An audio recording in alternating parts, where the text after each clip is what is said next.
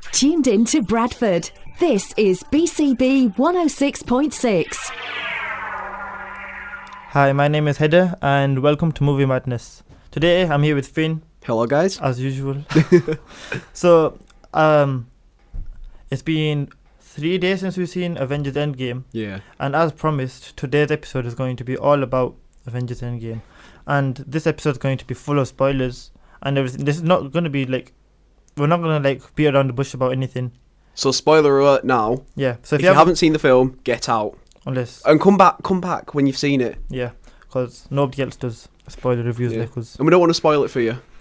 Yeah, we don't. We're good like that. Unless you want to be spoiled. Yeah. Then just stay. Then you're just weird. Yeah. But stay. Alright. So, first impressions of the movie. Wow. It was odd, jaw-dropping, innit? It was coming out of the cinema. First emotion was just mind blown.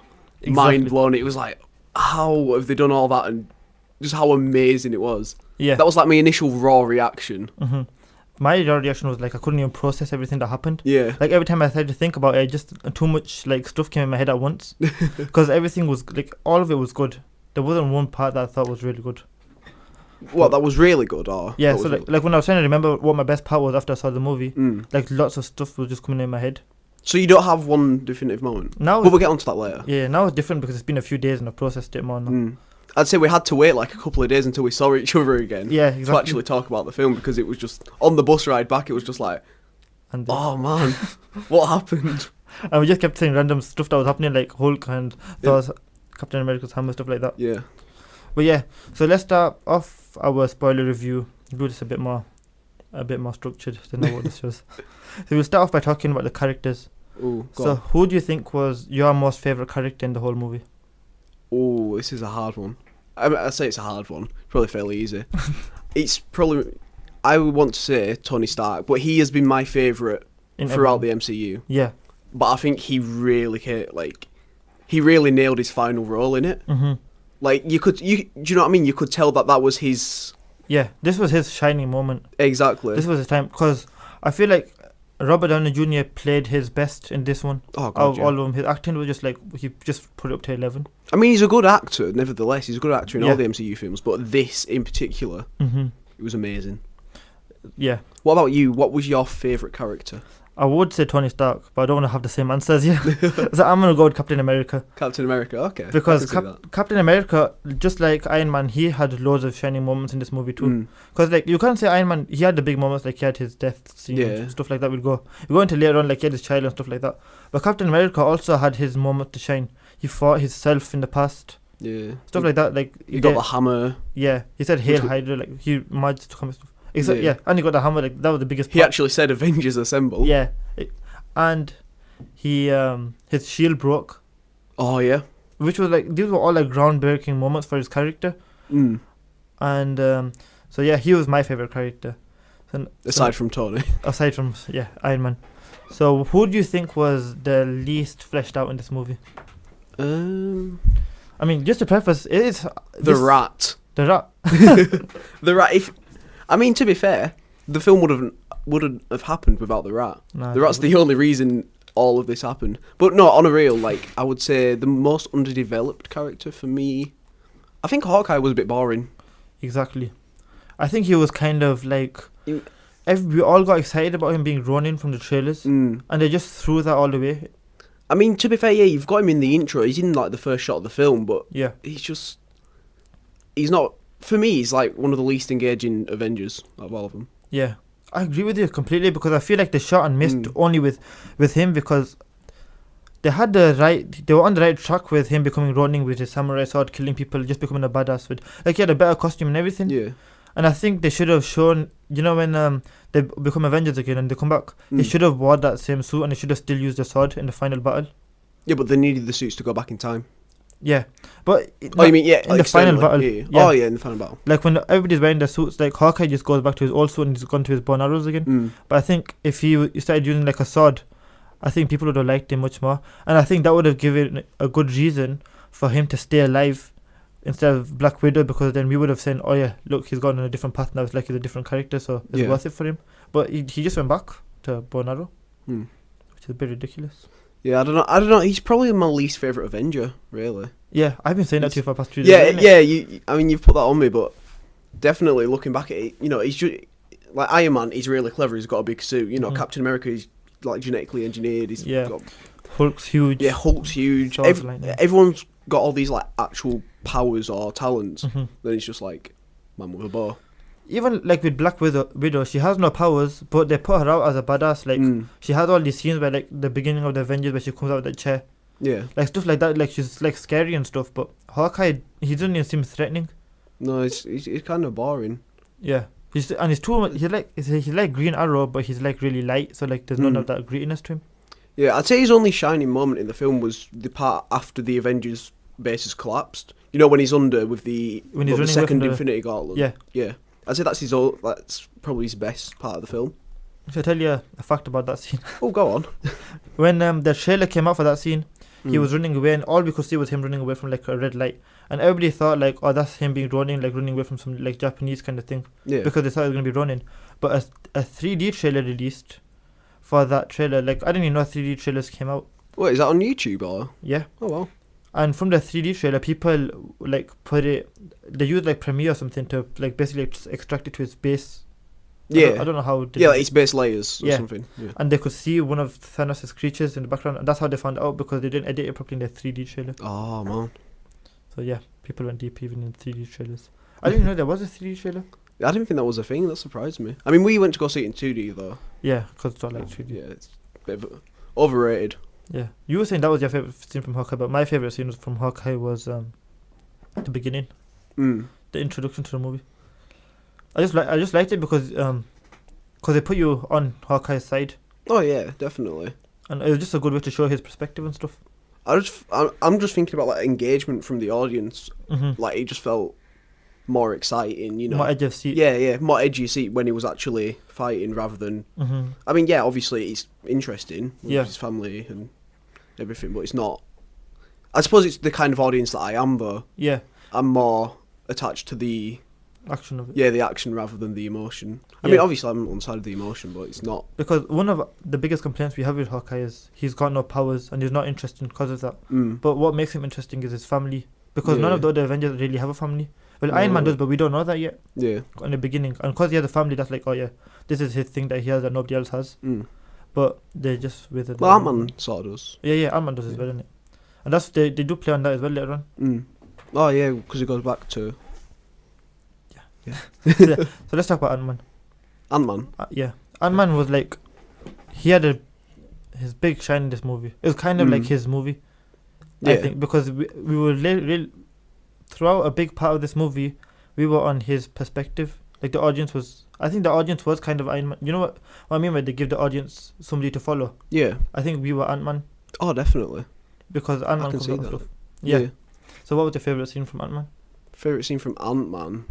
I mean, it's going to run into my favourite scene of the film.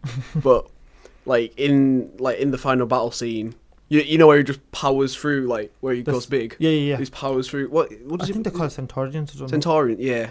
Something like that. I don't know, but that's just, I love the action of it. I love, the epicness just, coming out. Yeah, that was big. I really liked Ant-Man's dialogue in this movie. Like his witness and stuff with the other Avengers. I think that was the best part from him. Like when he was saying, because he gave him all the idea to time travel. Oh yeah. So yeah, after Ant-Man there's let's talk about Thor. Thor, yeah. So yeah. What did you think about Thor in this movie? Thought it was an interesting way they took his character to the whole fat slob king, but yeah. I think this is Thor's where audiences will be either on one side or another. Because on one side it shows, oh look how good Chris Hemsworth is at acting, and look they're properly embracing his comedic side. And the other side is just like, what the hell? Thor's like, that's not Thor. Yeah, I think they played on it a bit too much. Like the first scene where you meet him in New Asgard, it's a funny scene. It's probably for me, it's probably the funniest scene in the film. Yeah. But it should have not stopped there, but slowed down there. Yeah. Because I feel like they played on that way too much. Do you get what I mean? Yeah, I do. But it's like, I don't know. Maybe there should have been another time jump just so that he could go skinny again. But I don't know. I didn't. I'm on like two sides of it because I like that it's a fully different take on Thor, so it's like a fresh take. But I also don't like that he doesn't look skinny and stuff because it's like, I don't know. It's just less epic what the stuff he does then. No, I know what you mean. I mean, to be fair to them, they don't really play up to it as much. Like when it comes to fighting, this whole size thing. But they just rely on it too much for the whole comedy thing. Yeah, but I think it does. Like people are saying, like, oh yeah, it's really good that they did it because all of these superheroes, they have like, we look at them from like magazines and stuff, and they're like like unattainable beauty figures and stuff. Yeah, but like he's Thor and he's fat and stuff. And he's just rocking with a dad bod. Yeah, and he's still just as good as he was when he was like normal. So I think that was a good message they had, but I still think he should have gone skinny. Because he's still funny when he's skinny. Yeah, he's a good actor. He can act comedically, but I think they just don't need to rely on that. Yeah. What was your least favourite part of Thor? Did you like? Again, probably the overuse of the whole like fat. Yeah, I think my least favourite scene from him was when he was explaining what the red stone was. Oh yeah. Because it was just like, I think it was just taking too long. Yeah. Let's move on to Hulk. Hulk was, I think it's the same as Thor kind of, innit? Yeah. Because he had a big change with his body too. What did you think of Hulk in this movie? I really liked it. I really liked him. Well, the way they took him. Do you know what I mean? It was because it's always going on about like how he's trying to control, like in the previous films, how he's trying to control being him. Yeah. And obviously in Infinity War, you've got him not even be able to go Hulk. Yeah. But now that you've got him actually just permanent, is he permanently stuck in there? I think so. I think he just wants to be in there, so it's not permanent. Yeah, he wants to be. I don't know. I just really like that. Yeah. I liked it too. It was really good, like dialogue wise. Like we give Hulk everything he needs and stuff. It's like it's a reasonable, like it's the end of his arc that he's had. Because in Age of Ultron they tease it a little. Because in the first Avengers movie he's just like a monster and like he's just used like a monster. In Age of Ultron slowly he's got a little bit of feeling with Black Widow making him go normal again. Yeah. And then he's not in Civil War. Then in Thor Ragnarok we just see him as Hulk's side, so we see that character. In Infinity War we just see Bruce Banner. So I think this was like the reasonable arc. Yeah. So like this is the end of his arc. Because the actual actor was saying that because Universal Studios own the character of Hulk, they won't let Marvel make a Hulk movie. So they said we're just gonna give him a character arc throughout all of the other films. No, that's pretty. Yeah, I can see that. I didn't know about the whole Universal thing. But yeah, so that's how they did it. Similar to Spider-Man then. Kind of, but Spider-Man does get his own movies. Yeah. So I don't know. It's not similar to Spider, but it's just different because Universal is basically just being greedy and saying that if you make a Hulk movie, they probably want all the profits from it, and Marvel's not willing to do that. So to be fair, I think he had some of the best lines, like comedically in the film. Yeah, he did. Like and you were saying before that he gives like references to today and stuff, like the dab and stuff. Yeah. Like yeah. The only complaint I have with him is he doesn't get his rematch with Thanos. Because obviously Thanos beats him up at the beginning of the Infinity War, so people were like hyped to see him fight Thanos and win. Yeah. And he didn't really fight anybody in this movie. No, he smashes the car. Yeah. He barely smashes it too. He just didn't it much. Yeah. But yeah, it just shows that he's calm and happy now. But also, I think at the end he should have just like gone really angry and just gone big again. That would have sold it for me. But yeah, that was Hulk. So we talk about some more characters after the break. Yeah. And then we'll get into some other points.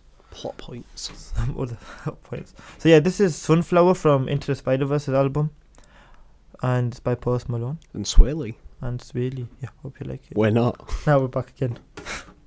All right, so we'll continue talking a bit more about the characters. Then we'll get into the plot points, things. Then we'll get into like plot holes, things we didn't like about it. Yeah. And then we'll finish our review. Ooh. So, yeah. So let's talk about Black Widow. Okay. So, what did you think of her sacrifice scene? The sacrifice. With that top of the mountain. Yeah, where they fighting to be the one who sacrificed.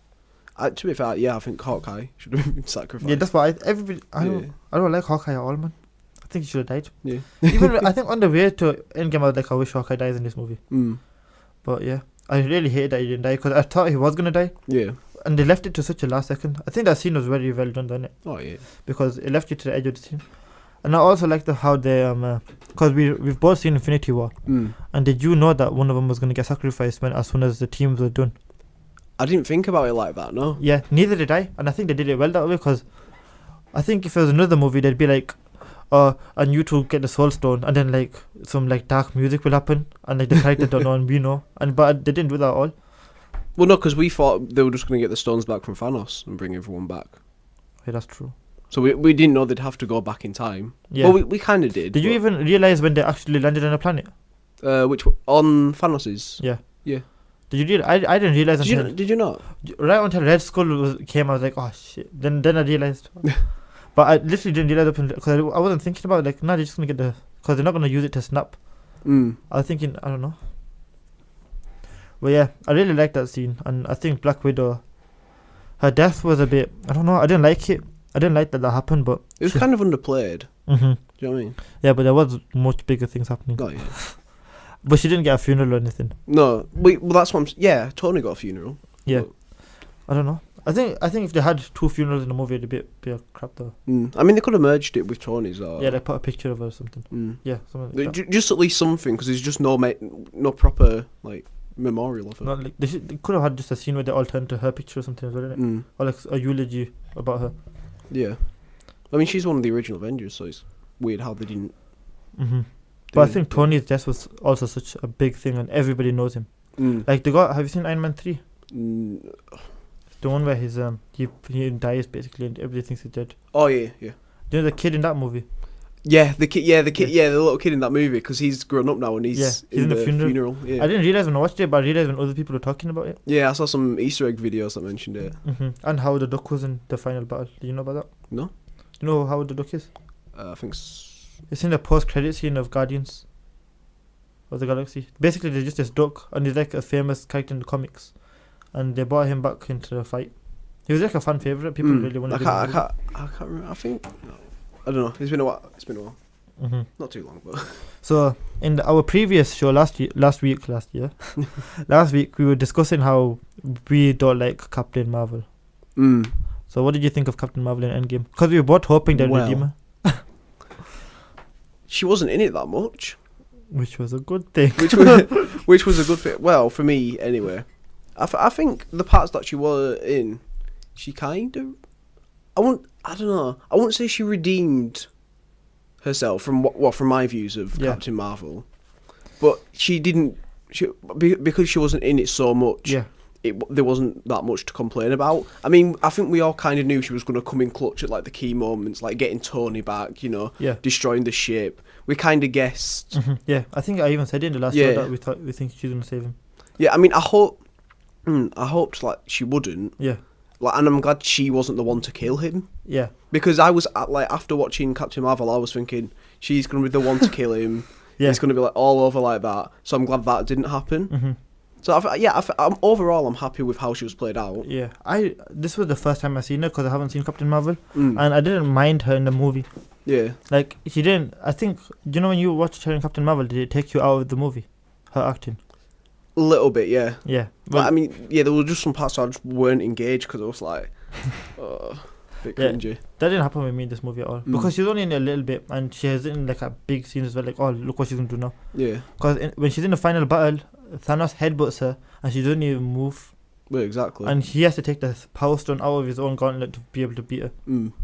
So yeah. So I think she was pretty good in this movie. Like, she did her job, basically. Oh, yeah. Yeah. And she didn't disappoint.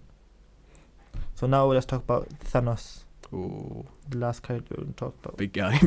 Big purple grape. So, what did you think about Thanos in this movie compared to Infinity War? So what I think about Thanos is a lot of things. I love him. Joking. How do you compare him from this movie and Infinity War? Do you think he's better in Infinity War, or do you think he's better in this movie? I think he's got more of a key role in Infinity War. Do you know what I mean? And I think you see more of him. Honestly, I think he's better in Infinity War. Personally, I don't know what it is. I think it's because he's got like a more important role. Yeah. And the film is more Thanos centric. Yeah. If you know what I mean? Like, you follow him more than you do in Infinity War. I mean, obviously, he's key in both films, but I think in Infinity War, his acting does come out. Yeah. Like, who is it? Is it Josh Brolin? Yeah.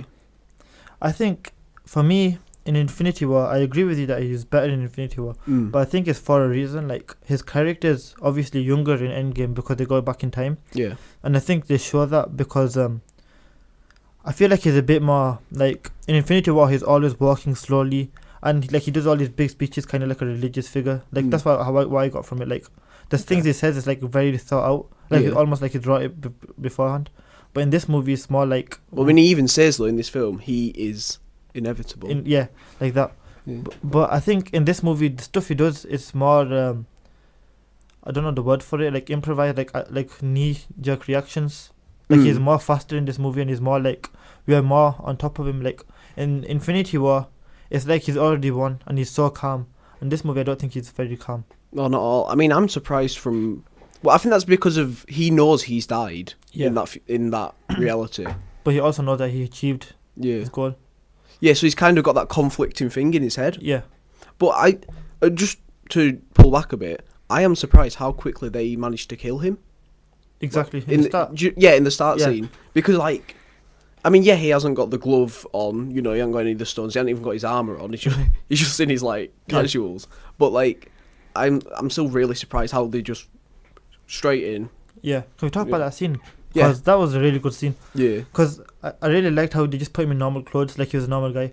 So there'll be like loads of other Thanoses before. Because obviously he's part of a species. Yeah. And I really liked how they put him. Is he a Titan? A Titan? I think so. Titan? Yeah, I think so. Yeah. He's from the planet Titan, so I don't know. I think his species is called something else. Ah, okay. But I liked how they put him in normal clothes and they put him in a kind of environment like, oh, he's just a normal guy, he's making food for himself. Like, he's not this guy who killed the whole, like, half of the universe. Well, exactly, innit? You've got them shots of just him picking fruit, you know, making his food. Yeah, like, you'd think that, oh, he has this whole army doing stuff for him, he'd be on this big throne. And he could be, the thing is, he could be doing that because he had a reality stone. Yeah. So he could be doing all of that stuff, but he doesn't. He's just living humbly. So that just shows how he's a wise guy, basically. And he's not a bad guy, like, he's not got, like, a massive ego and stuff like that. Yeah, it gives a nice stark contrast as well to like how he was. It shows that like what I was saying before, like he's more patient, stuff like that. The stuff he's doing, I don't know, it's just more calmer. I don't know, I feel like he was almost accepting death at that point. Yeah, like he'd achieved what he wanted. Yeah, and he was just at peace with himself. That made him at peace. So he was just accepting his death because there wasn't. I mean, obviously there was restraint. Yeah, but not to the extent that you would have thought. Like it was really calm about it. Yeah, he basically didn't even fight back, but they did have to hold him down. Well, obviously. But he didn't scream. He didn't like do anything like that. It was just I don't know. But yeah, I really like Thanos in this. I really like Thanos in both movies, but I prefer Thanos in Infinity War. I think it's because he's developed more in Infinity War. Yeah. Whereas now he's already kind of developed, so there's not much to do. Apart from the whole like the scene where he dies, but I don't know. Yeah. Because I feel like in the fight scene at the end, it's kind of like the fight scene in Infinity War almost. Like, that's how he is. Yeah. But it's like the fight scene in Infinity War, but it's like the fight on Titan and the fight on Earth merged together. Yeah. So it's like, it's kind of like that. Alright. So, what did you think about the time travel aspect of this film? I feel like it was kind of a cop-out. Not a cop-out, but kind of... Lazy writing. Yeah, lazy writing almost. How it was the rat. That was basically the whole reason why the film existed and how the entire storyline happened. Like, I feel like they could have done something, like someone going back to the van, or even find it by not finding it by accident, but like having like a tip off from someone.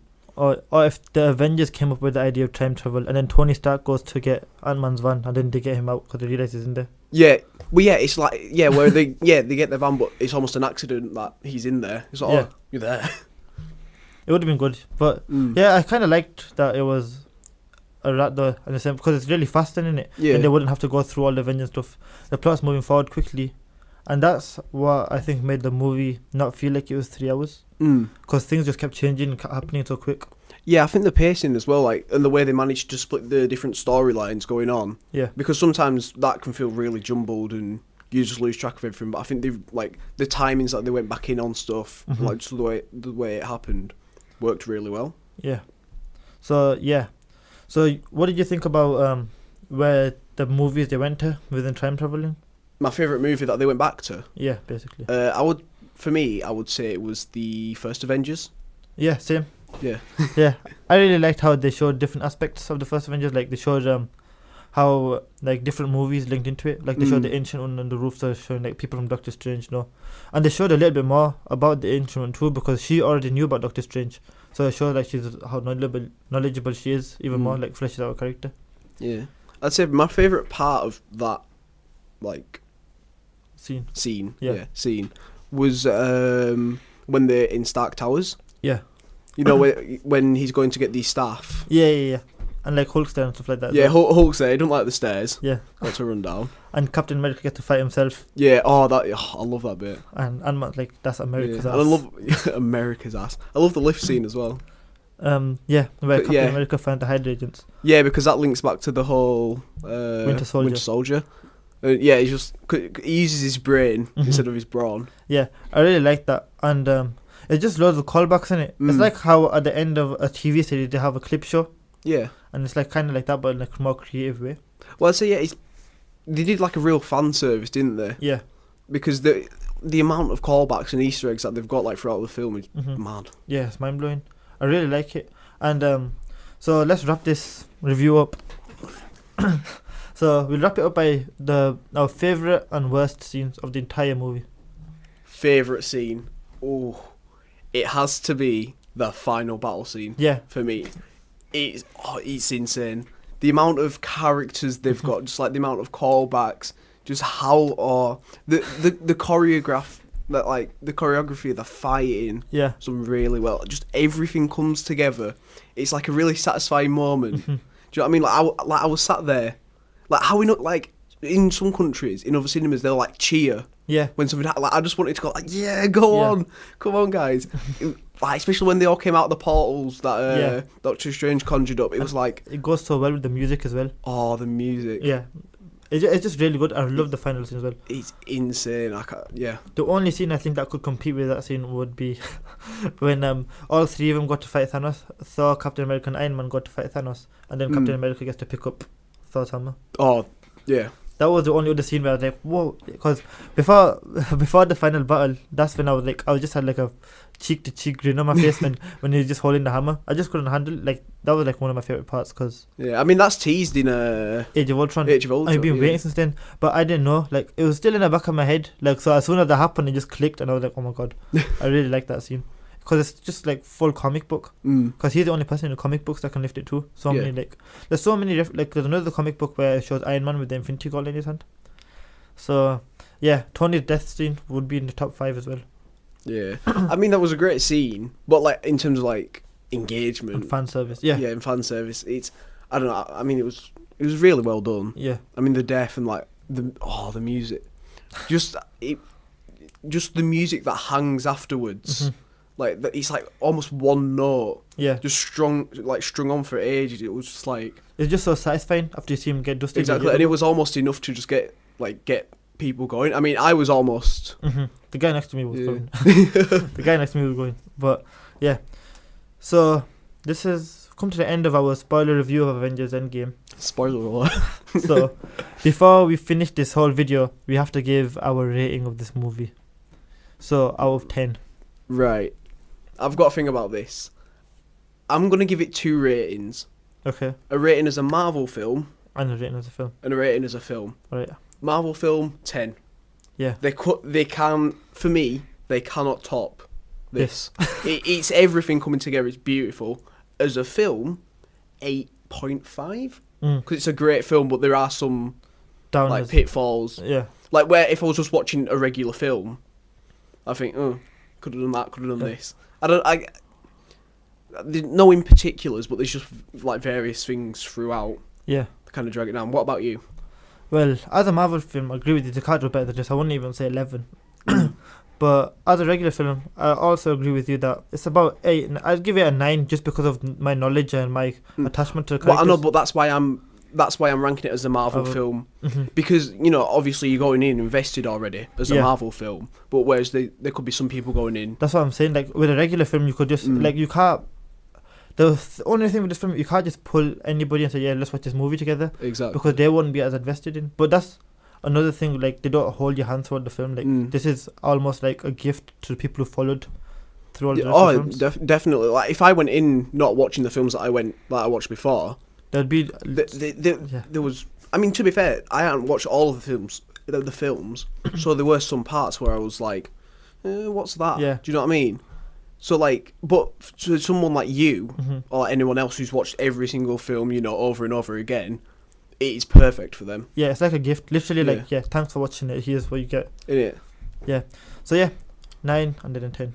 I'll still give it a 9. Like, just because of like the spectacle of it. Yeah. And like, it's just a masterpiece. It's like an epic, like a 3-hour epic. Well, I'd say this is definitely good. I think this is going to be one of those films that people talk about. Yeah, IMDb's put in the top 5 films of all time. I'm not surprised because you know how people talk about the original Star Wars or like Jurassic Park, something like that. This is going to be one of those films. Just, like where did you go see Avengers when it was in cinemas? Yeah, because it's already on the opening weekend. It's broken all the records for the box offices. I think it's on about $1 billion or something. It was about 1.3 bit. It was over $1 billion just for the opening weekend. Yeah. It's crazy the hype around this movie. I think this is, like you said, like our kids would be saying, did you watch Avengers Endgame in cinemas? Yeah. It's just like, it's more of an event than a movie. Oh, definitely. But it's just a culmination of everything. Exactly. Just in terms of like pop culture references as well, this is it. Yeah. Do you know what I mean? I don't think it will, like you said, it won't get better than this.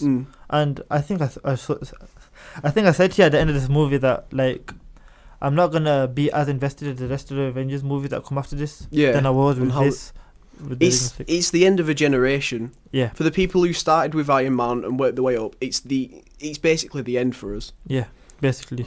And it's really good and a satisfying end. And I think this is the first time they actually closed off a story in superhero movies, like give a satisfying ending. Yeah. Oh. Because usually either superhero movies, like, they get rebooted, restarted or something because of marketing or money wise and stuff. But this actually, they survived through all 22 films, and then the 23rd film they give a satisfying ending. Yeah. Just like an epic. So yeah, loved Endgame. If you haven't watched it yet, watch it. If you haven't watched it yet, why are you watching this video? But yeah, I hope you enjoyed our spoiler review of this video, and like how extra long it was this time. Yeah. And yeah, so see you next time, and enjoy. Yeah, enjoy.